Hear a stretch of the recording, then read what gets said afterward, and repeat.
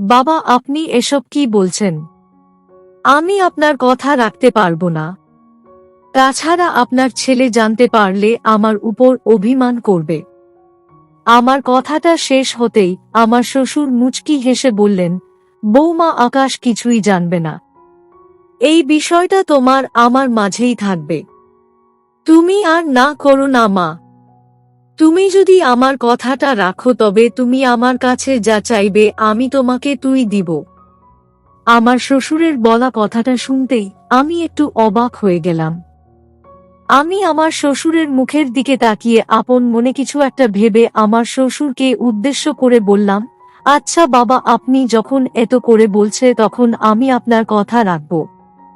আমার কথাটা শেষ হতেই আমার শ্বশুর ভীষণ রকম খুশি হয়ে গেলেন। আমার শ্বশুর খুশি হয়ে আমার দিকে এগিয়ে এসে আমাকে, হ্যালো আমার কলিজার বন্ধুরা, কেমন আছো সবাই? প্রতিদিনের মতো আজও আমি তোমাদের মাঝে নতুন একটি ভিডিও নিয়ে হাজির হয়েছি। আজ আমি তোমাদের বলবো আমার নিজের আপন শ্বশুরের সাথে আমার জীবনের আরও একটি অসাধারণ সত্যি গল্প। আমি জানি এমন গল্প হয়তো তোমরা এর আগে কখনো শোনোনি। আমি শতভাগ সিওর হয়ে বলতে পারি আজকের ভিডিওটা দেখার পর তোমাদের জল আসবে। তাই তোমাদের অনুরোধ করছি সম্পূর্ণ ভিডিওটি দেখার। তো বেশি কথা না বলে চলো গল্প ফিরে যাই। আমি অঞ্জলি রায়। আমি একজন 25 বছর বয়সী বিবাহিত নারী। আমার স্বামীর নাম আকাশ চৌধুরী। আমার স্বামী আকাশ চৌধুরী পেশায় একজন বিশিষ্ট ব্যবসায়ী। আমার স্বামী আকাশ চৌধুরী বছরে প্রায় সময় দেশের বাহিরে থাকেন। আমার শ্বশুর বাড়িতে আমি, আমার স্বামী ও আমার শ্বশুর থাকি। আমার শাশুড়ি মা অনেক আগেই আমাদের ছেড়ে চলে গেছেন। যেহেতু আমার স্বামী আকাশ চৌধুরী ব্যবসার কারণে প্রায় সময় বাড়ির বাহিরে থাকেন, তাই এই বাড়িতে আমি ও আমার শ্বশুর সহ কয়েকজন কাজের লোক থাকি। আমার সংসার জীবন বেশ ভালোই চলছিল। আমার স্বামী যদিও আমাকে তেমন একটা সময় দিতে পারতেন না ঠিক, তবে আমি আমার মতো নিজেকে সামলে নিয়েছিলাম। আমার সাথে আকাশের বিয়ের বয়স প্রায় 2 বছর হলো, তবে এখনো আমার কোনো সন্তান আসেনি। এই বিষয়টা নিয়ে আমার মন সব সময় খারাপ হয়ে থাকত। আমি ও অন্য সকল স্ত্রীর মতো সব সময় চাইতাম আমার সন্তান থাকুক, আমাকে সারাটা দিন মা বলে ডাকুক। তবে সত্যি তো এটাই যে আমার এই ইচ্ছেটা কখনোই পূরণ হয়নি। আর এই কারণেই আমার মনটা প্রায় সময় বিষণ্ণ হয়ে থাকে। আমার শ্বশুর যদিও আমার এই মন বিষণ্ণতা ঠিক বুঝতে পারতেন, তিনি অনেকবার আমাকে সান্ত্বনা দিয়েছেন।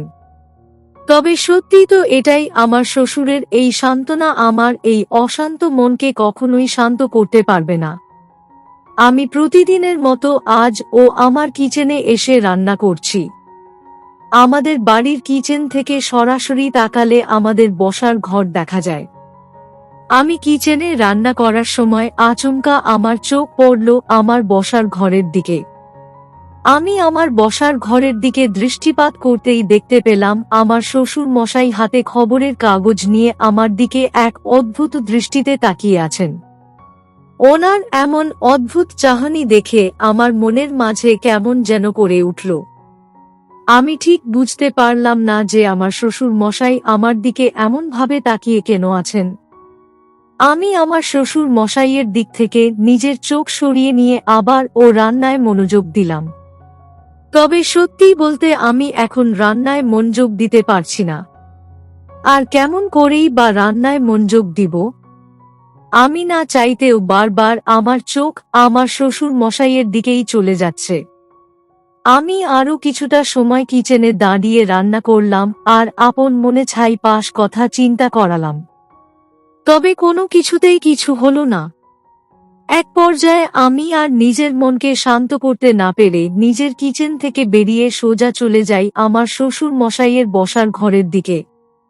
আমি বসার ঘরে এসে আমার শ্বশুর মশাইয়ের দিকে দৃষ্টিপাত করে খানিক কৌতূহলী কণ্ঠে আমার শ্বশুর মশাইকে জিজ্ঞেস করলাম, বাবা, আপনি কি আমাকে কিছু বলতে চাইছেন? আসলে আপনি আমার দিকে এমন ভাবে তাকিয়েছিলেন কেন সেটা আমি ঠিক বুঝতে পারছি না বাবা। আমার কথাটা শেষ হতেই আমার শ্বশুর মশাই একটা দীর্ঘশ্বাস ফেলে বললেন, তেমন কিছু না মা, এমনিতেই তাকিয়েছিলাম আর কি। তুমি যাও, গিয়ে রান্না করে নাও। আমার শ্বশুর মশাই নিজের বলা কথাটা শেষ করতেই বসা থেকে উঠে পড়ে ওনার ঘরের দিকে চলে গেলেন। আমি আমার শ্বশুর মশাইকে তার ঘরের দিকে চলে যেতে দেখে আমি কিছুটা অবাক হয়ে গেলাম। আমি ঠাঁই দাঁড়িয়ে থেকে আমার শ্বশুর মশাইয়ের চলে যাওয়ার দিকে এক দৃষ্টিতে তাকিয়ে থেকে আপন মনে ছাই পাশ কথা চিন্তা করতে লাগলাম।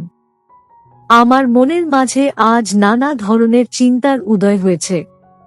আমি যেন নিজের মনকে আজ শান্ত রাখতে পারছি না। আমি আমার বসার ঘরে ঠাঁই কিছু সময় নিশ্চুপ হয়ে দাঁড়িয়ে থেকে আপন মনে ছাই পাশ কথা চিন্তা করে একটা দীর্ঘশ্বাস ফেললাম। আমি নিজের মাথা থেকে অন্য সকল চিন্তা ঝেড়ে ফেলে নিজের কিচেনের দিকে আবার চলে গেলাম। আমি কিচেনে এসে প্রায় ঘন্টা খানেক সময় একটানা রান্না করার পর আমার সকল রান্না শেষ হয়ে গেল। আমার রান্না শেষ হয়ে যেতেই আমি কিচেন থেকে বেরিয়ে সোজা আমার শ্বশুর মশাইয়ের ঘরের দিকে চলে আসি। আমার শ্বশুর মশাই এই সময় চা খেতে খুব পছন্দ করেন, তাই আমি ওনার জন্য চা করে নিয়ে ওনার ঘরের সামনে চলে আসি। আমি আমার শ্বশুরের মশাইয়ের ঘরের সামনে দাঁড়িয়ে মৃদু কণ্ঠে আমার শ্বশুরকে উদ্দেশ্য করে বলে উঠলাম, বাবা, আপনি কি ঘরে আছেন? আমি কি আসব? আমার প্রশ্নের জবাবে আমার শ্বশুর মশাই বললেন, হ্যাঁ বৌমা, এসো, আমি আমার ঘরেই আছি। আমার শ্বশুর মশাইয়ের কথাটা শেষ হতেই আমি আমার শ্বশুরের ঘরে প্রবেশ করলাম। আমি আমার শ্বশুরের ঘরে প্রবেশ করে আমার শ্বশুর মশাইয়ের দিকে দৃষ্টিপাত করতেই কিছুটা অবাক হয়ে গেলাম। আমি দেখতে পেলাম আমার শ্বশুর মশাই তার ঘরটা খানকে এলোমেলো করে রেখেছেন।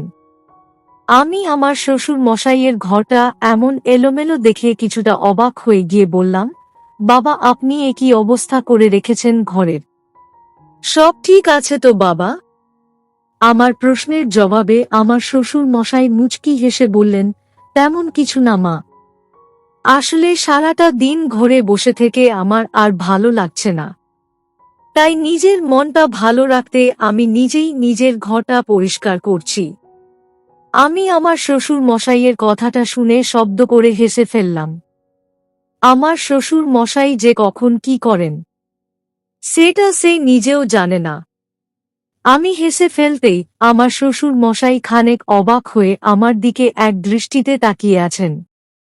আমি হেসে ফেলে আমার শ্বশুর মশাইকে উদ্দেশ্য করে বললাম, বাবা, আপনাকে কোনো কাজ করতে হবে না, আমি আছি তো নাকি। আপনি এসব রেখে দিয়ে চাটা নিয়ে বসার ঘরে চলে যান, আমি আপনার ঘর গুছিয়ে দিচ্ছি। আমার কথাটা শুনে আমার শ্বশুর মশাই কিছু একটা বলতে গিয়েও বলতে পারলেন না। আমার শ্বশুর মশাই আমার হাত থেকে চায়ের কাপটা নিজের হাতে নিয়ে কোনো কথা না বলে বসার ঘরের দিকে চলে গেলেন। আমার শ্বশুর মশাইয়ের মাঝে আমি আজকাল বেশ পরিবর্তন খেয়াল করছি। তিনি কেমন যেন সব সময় কোনো একটা বিষয় নিয়ে একটু বেশি চিন্তিত থাকেন। আমি আমার শ্বশুরের মশাইয়ের মাঝে এমন পরিবর্তন দেখে কিছুটা অবাক হয়ে যাই। আসলে ওনার কি হয়েছে সেটাই আমি ঠিক বুঝতে পারি না। আমি আমার শ্বশুর মশাইয়ের ঘরে দাঁড়িয়ে আপন মনে এসব কথাই চিন্তা করলাম। আমি একটা দীর্ঘশ্বাস ফেলে নিজের মাথায় থাকা সকল চিন্তা ঝেড়ে ফেলে আমার শ্বশুর মশাইয়ের ঘরে পরিষ্কার করা শুরু করি। আমি আমার শ্বশুরের বিছানাটা পরিষ্কার করতে নিতেই আচমকা আমার চোখ পড়ল বিছানার কোণে থাকা একটা বইয়ের দিকে। আমি বইটা দেখে কিছুটা অবাক হয়ে গিয়ে বইটা নিজের হাতে তুলে নিলাম। আমি আসলেই বুঝতে পারছি না যে এটা কিসের বই। আমি বইটা নিজের হাতে তুলে নিতেই যা দেখতে পেলাম তা দেখার জন্য আমি মোটেও প্রস্তুত ছিলাম না। আমি দেখতে পেলাম এটা একটা গল্পের বই। তার মানে কি আমার শ্বশুর মশাই তার ঘরে বসে রোজ গল্পের বই পড়ে? আমি এর আগে কখনোই আমার শ্বশুর মশাইকে গল্পের বই পড়তে দেখিনি। আমি বইটা নিজের হাতে রেখে আপন মনে আমার শ্বশুর মশাইয়ের কথা চিন্তা করতে থাকি।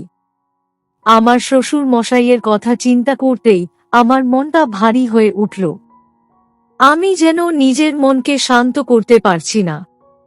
আমি আপন মনে ছাইপাশ কথা চিন্তা করে গল্পের বইটা বিছানার কোণে রেখে দিয়ে নিজের মাথা থেকে অন্য সকল চিন্তা ঝেড়ে ফেলে নিজের কাজে মনোযোগ দিলাম। আমি প্রায় মিনিট 30 সময়ের মধ্যেই আমার শ্বশুর মশাইয়ের ঘরটা পরিষ্কার করে গুছিয়ে ফেললাম। আমি আমার গোছানোর কাজ শেষ করে আমার শ্বশুর মশাইয়ের ঘরের থেকে বেরিয়ে যেতে লাগলাম। আমি আমার শ্বশুর মশাইয়ের ঘর থেকে বেরিয়ে যেতে নিতেই আচমকা আমার শ্বশুর মশাই আমার সামনে এসে দাঁড়িয়ে পড়ল। এমনভাবে হঠাৎ করে আমার শ্বশুর মশাইকে আমার সামনে থেকে আমি কিছুটা অবাক হয়ে গেলাম। আমি আমার শ্বশুরের মুখের দিকে দৃষ্টিপাত করতেই আমার শ্বশুর মশাই মুচকি একটা হাসি দিয়ে আমাকে উদ্দেশ্য করে মৃদু কণ্ঠে বলে উঠলেন, বৌমা, আমার ঘর কি পরিষ্কার করা শেষ হয়ে গেছে? আমি আমার শ্বশুরের এমন প্রশ্নের জবাবে খানকে শান্ত গলায় বললাম, হ্যাঁ বাবা, সম্পূর্ণ ঘর সুন্দর করে পরিষ্কার করে দিয়েছি। আপনি এখন গিয়ে বিশ্রাম করুন। আমার কথাটা শেষ হতেই আমার শ্বশুর মশাই একটা দীর্ঘশ্বাস ফেললেন। আমার শ্বশুর মশাইয়ের এমন দীর্ঘশ্বাসের মানেটা আমি ঠিক বুঝতে পারলাম না। আমি নিজের মাথাটা নিচু করে ফেলে আমার শাড়ির আঁচলটা মাথার উপর ভালো করে টেনে নিয়ে নিজের ঘরের দিকে চলে যেতে লাগলাম। আমি আমার ঘরের দিকে চলে যেতে নিতেই আচমকা আমি অনুভব করতে লাগলাম কেউ হয়তো আমার দিকে এক দৃষ্টিতে তাকিয়ে আছে। বিষয়টা অনুভব করার পরেও আমি থামলাম না। আমি আমার মতো সোজ আমার ঘরে ফিরে আসলাম। আমি আমার ঘরে ফিরে এসে বিছানার উপর বসে পড়ে আপন মনে আমার শ্বশুর মশাইয়ের কথা ভাবতে শুরু করি। আমার মনের মাঝে আজ ভীষণ রকম অদ্ভুত সব চিন্তা আসছে। আমি যত চেষ্টা করছি নিজের মনকে শান্ত করার, তত বেশি যেন আমার মনের মাঝে এসব চিন্তা চলে আসছে। আমার শাশুড়ি চলে যাওয়ার পর থেকে আমার শ্বশুর মশাই একাই থাকেন ওনার ঘরে। সারাটা দিন একটা মানুষ নিজের ঘরে বসে থাকার কারণে তার নিজের ও মনটা ভালো থাকবে না, এটাই তো স্বাভাবিক। তাই তো তিনি গল্পের বই পড়ে নিজের মনকে ভালো রাখার চেষ্টা করেন। আমি আপন মনে আমার শ্বশুরের চিন্তা করতে থাকি।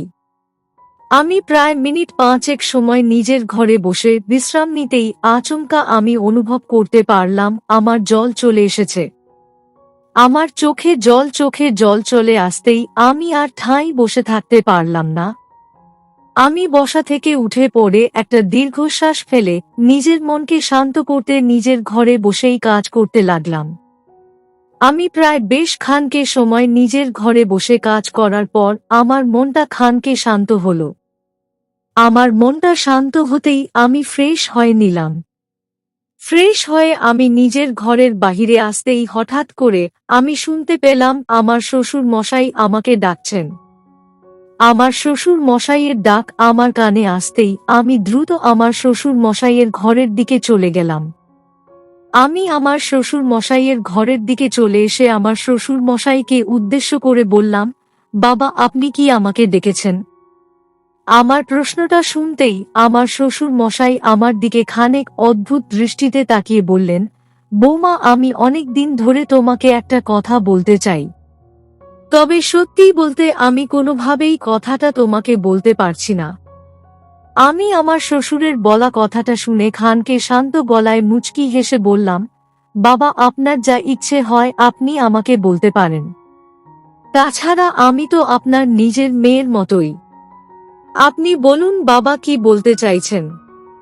আমার কথাটা শেষ হতেই আমার শ্বশুর মশাই আমাকে অবাক করে দিয়ে বললেন, বৌমা, আমি আর একা ঘরে থাকতে পারছি না। এভাবে একা ঘরে থেকে আমার মনটা ভীষণ রকম অশান্ত হয়ে উঠেছে। আমি চাই তোমাকে সাথে নিয়ে বাহিরে থেকে একটু ঘুরে আসছে। আমি আমার শ্বশুর মশাইয়ের কথাটা শুনে ভীষণ রকম অবাক হয়ে গেলাম।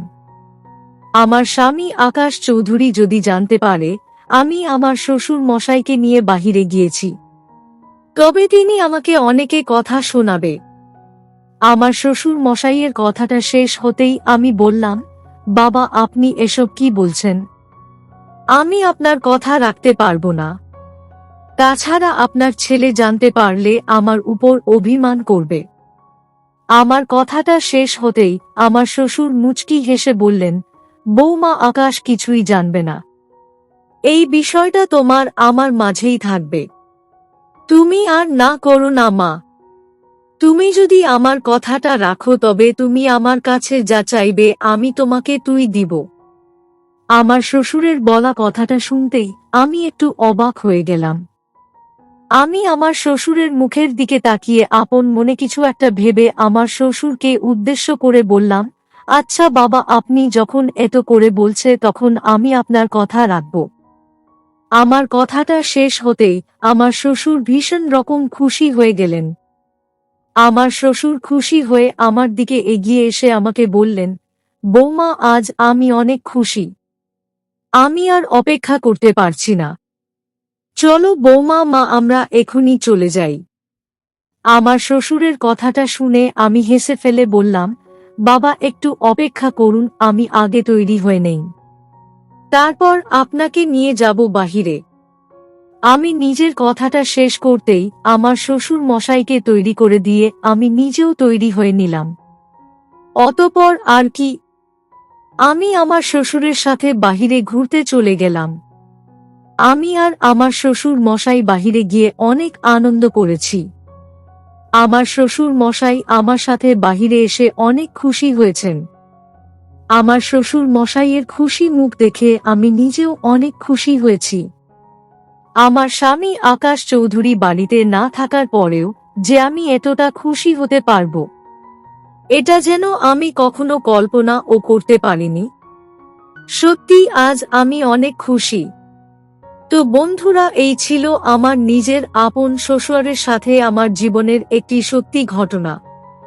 তোমাদের কেমন লাগলো আজকের গল্পটা? অবশ্যই কমেন্টে জানাবেন।